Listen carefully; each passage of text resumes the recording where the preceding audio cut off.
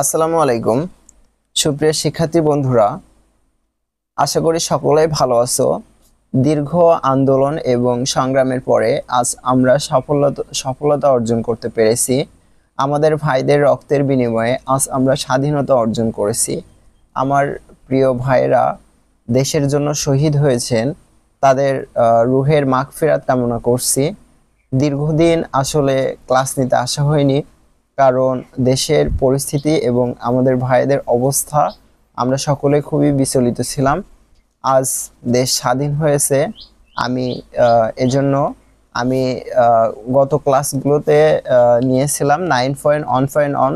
এরপরে আমি ক্লাস বন্ধ করে দিয়েছিলাম, কারণ দেশের পরিস্থিতি অরাজকতার দিকে গিয়েছিল এবং আসলে ক্লাস নেওয়ার মতো সেরকম কোনো ছিল না। তো যাই হোক, আজ আমরা 9.2.1 এখান থেকে আলোচনা করব। তো আমার মনে হয় এই শিক্ষা ব্যবস্থা হয়তো থাকবে না, কিন্তু শিক্ষা ব্যবস্থা হঠাৎ করে পরিবর্তন সম্ভব নয়। সুতরাং আমরা শিক্ষা ব্যবস্থা পরিবর্তন হলেও বর্তমান পদ্ধতিতে পরীক্ষা এবং এখান থেকে আমাদের মূল্যায়ন হতে পারে, এজন্য আমাদের এগুলো পড়তে হবে। চলো আমরা দেখি 9.1 এখানে আমরা কি বলেছিলাম। 9.1 এখানে একটা ছবি ছিল, ছবিতে আমরা একটা ম্যামকে দেখতে পাচ্ছি এবং আমরা যেটা দেখতে পাচ্ছি এটা হলো একটা পাঠাগার। এখান থেকে ছেলেমেয়েরা বইপত্র নিচ্ছে, এ সম্পর্কে ব্যক্তিগত জীবনের কিছু তথ্য। এখানে 3টা প্রশ্ন ছিল, প্রশ্ন 3টা আমি 9.1.1 সেখানে সমাধান করে দিয়েছিলাম। তোমরা চাইলে সেটা দেখে নিতে পারো। তো আজকে আমরা 9.2.1 এইখান থেকে আলোচনা করব। এখানে দেখো 3টা প্রশ্ন দেওয়া হয়েছে, আমি প্রশ্ন 3টার অ্যান্সার লিখে রেখেছি এবং প্রশ্নগুলো সঠিকভাবে উত্তর দেওয়ার চেষ্টা করব।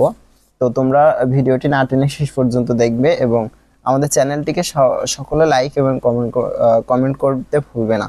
নাও এখন রিড দ্য সেন্টেন্স, এখন বাক্যগুলো পড়ো। And have writing for is question, প্রত্যেকটি প্রশ্ন পড়ো। দেন তারপর look at the sentences your teacher shows, তারপরে বাক্যগুলো তোমার শিক্ষককে দেখাও। নাও এখন আস্ক অ্যান্ড অ্যান্সার, এবং এখন জিজ্ঞাসা করো এবং উত্তর দাও। দ্য ফলোয়িং কোশ্চেন, নিম্নলিখিত যে প্রশ্নগুলো ইন পেয়ার্স অ্যান্ড গ্রুপস, দলে দলে এবং জোড়ায় জোড়ায়। প্রথম প্রশ্ন বলছে, দেখো what are the themes. What are the themes, themes অর্থ হলো বিষয়বস্তু, সাবজেক্ট ম্যাটার অর্থ বিষয়বস্তু। তো এখানে what are the themes subject matter of the text, three text. এখানে যে 3টা বাক্যর কথা বলা হয়েছে, এই 3টা বাক্যের বিষয়বস্তু কি সেটা আমাদের দেখতে হবে। তো আমরা দেখেছিলাম যে 3টা বাক্য, প্রথম বাক্যটা আমরা দেখেছিলাম যে এখানে লাইব্রেরি সম্পর্কে ছেলে মেয়েদের কিছু অভিজ্ঞতা সম্পর্কে প্রশ্ন করা হয়েছিল। তো সেটা আমরা এখানে লিখব। তোমরা অ্যান্সার এইভাবে দেবে। The theme of the three text are as follows.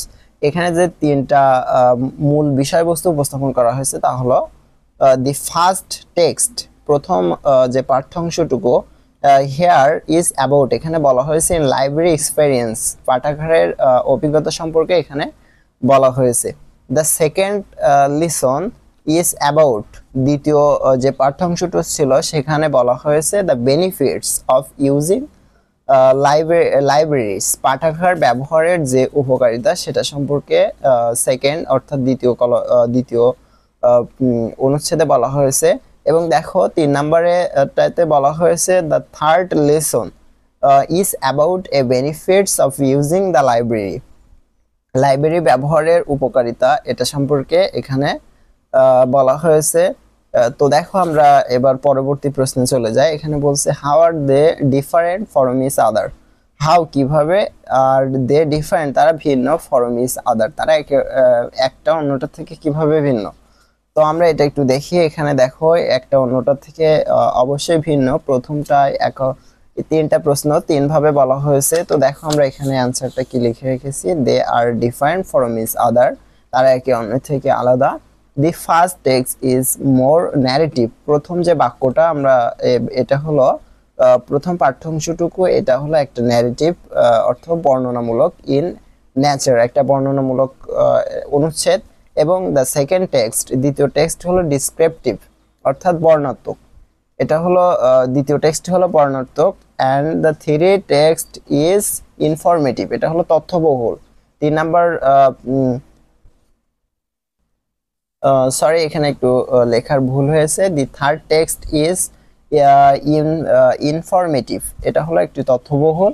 তো এটা ছিল বি নাম্বার কোশ্চেনের অ্যান্সার। এবং দেখো পরবর্তী কোশ্চেনে কি বলা হয়েছে, ডু ইউ নো, তুমি কি জানো, what this their different text are call, ভিন্ন ভিন্ন যে পাঠ্যাংশটুকু আছে এগুলোকে কি বলা হয়, তুমি কি জানো?